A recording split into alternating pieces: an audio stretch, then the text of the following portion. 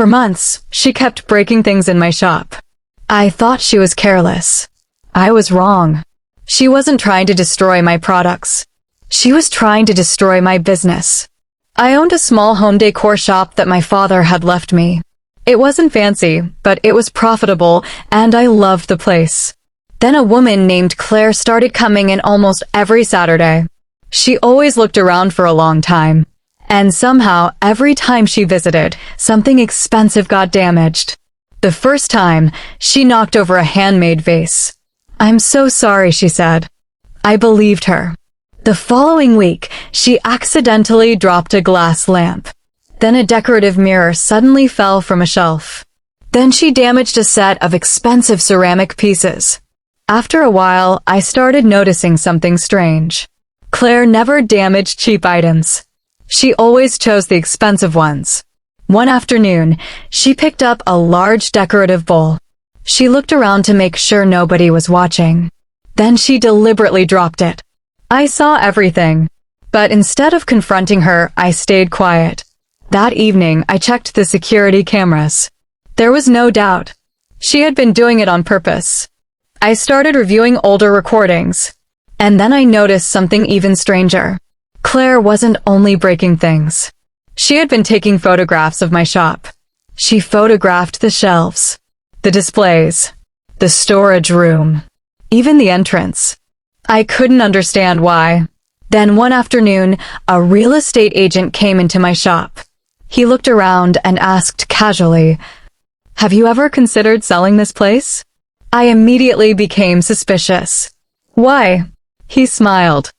"Someone has been asking about this property for months." "Who?" He hesitated. Then he said, "A woman named Claire." My stomach dropped. Everything suddenly made sense. Claire wasn't simply trying to damage my products. She wanted to make my business look unsuccessful. She wanted my expenses to increase. She wanted me to become frustrated enough to sell. And she wanted to buy the shop cheaply. I could have confronted her immediately. Instead, I decided to let her believe her plan was working. The next Saturday, Claire came into the shop. I looked exhausted on purpose. When she asked how business was going, I sighed. Honestly? Terrible. Her eyes lit up.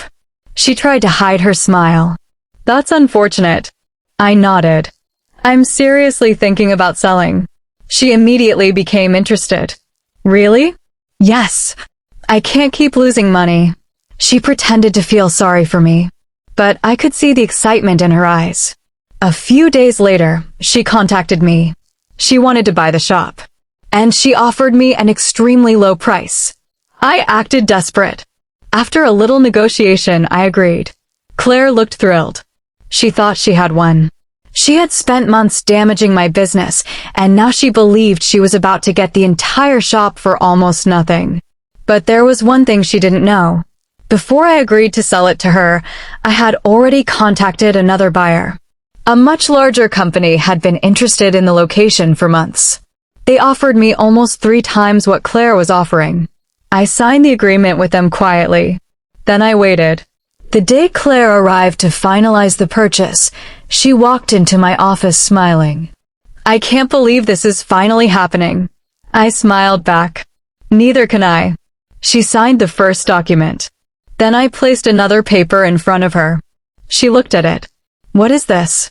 "The notice that the property has already been sold." Her smile disappeared. "What?" "I sold it yesterday." She stared at me. "You can't do that. We had an agreement." I calmly placed the security footage on the table. It showed her breaking the products. Then I showed her photographs she had taken inside the shop. Finally, I showed her the messages between her and the real estate agent discussing how badly she wanted the property. Claire's face went pale. "You knew." "I knew everything." She became furious. "You tricked me." I shook my head. "No. I simply let you believe your own plan was working." She had nothing to say. The new company completed the purchase a few days later. And because they were renovating the entire building, Claire couldn't even open the business she had planned. But there was one final surprise. I sent her the complete bill for everything she had deliberately damaged. She stared at it. You want me to pay this? Yes. She refused at first. But the security footage was enough. Eventually, she had to pay every dollar. She had spent months trying to make me lose my business. Instead, she ended up paying for the damage, losing the property she wanted, and watching someone else take control of the location. As for me, I used the money from the sale to open a much bigger shop across town. A few months later, Claire walked past it. She stopped when she saw my name above the entrance. The shop was packed with customers. She stood there silently.